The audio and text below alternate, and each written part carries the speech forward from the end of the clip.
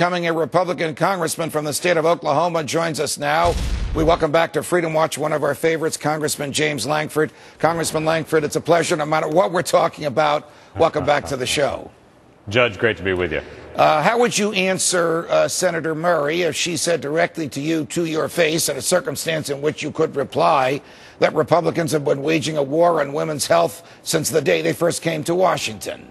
Well, I'd say it's a big surprise to my wife and my two daughters that I'm waging a war on their health since I've been here. The issue is this is a free giveaway that the president is trying to give during an election year. The schedule for him was to allow free contraceptives to kick in this August, and so that he could say to everyone this fall, hey, if you want to have me as president again, you want to keep your free goodies here, then elect me again. What's happened, though, is the whole thing's backfired on him. And now they're trying to just figure out how to do damage control. Might this be a political ploy? Might this come out of the mouth of Mrs. Sebelius, Secretary Sebelius of Health and Human Services, herself a Catholic, so that out of the mouth of the president can come the rescission of this in deference to the Catholics and other Christian conservative Christians who are outraged at the government trying to violate their consciences and steal from their pocketbooks?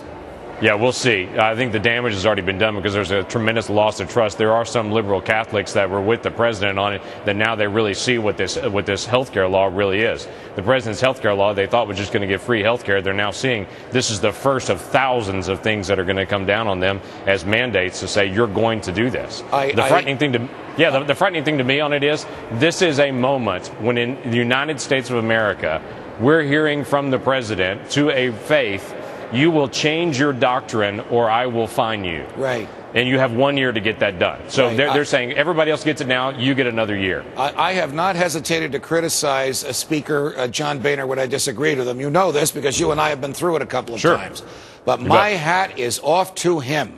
And I give him an A+ for that speech he made on the floor of the House earlier today, in which, just like you, he defended the first clause of the First Amendment, which keeps the government from interfering with the free exercise of religion. Question, Congressman Lankford, how many other members of Congress, maybe even some Democrats, whether they're Catholic or conservative Christians or not, are saying to the president, this is wrong and it has to be reversed? You know what, there's a huge group of us. I know there was well over 100 on a letter, and that number continues to climb on it to be able to send to the president a simple statement. You have to rescind this. You cannot choose to do this. Again, I go back to, we cannot as a federal government say to a religion, you have to change your doctrine or I will fine you about anything. That is far from who we are. And yes, there are some Democrats that are engaged in this as well. They see the slippery slope.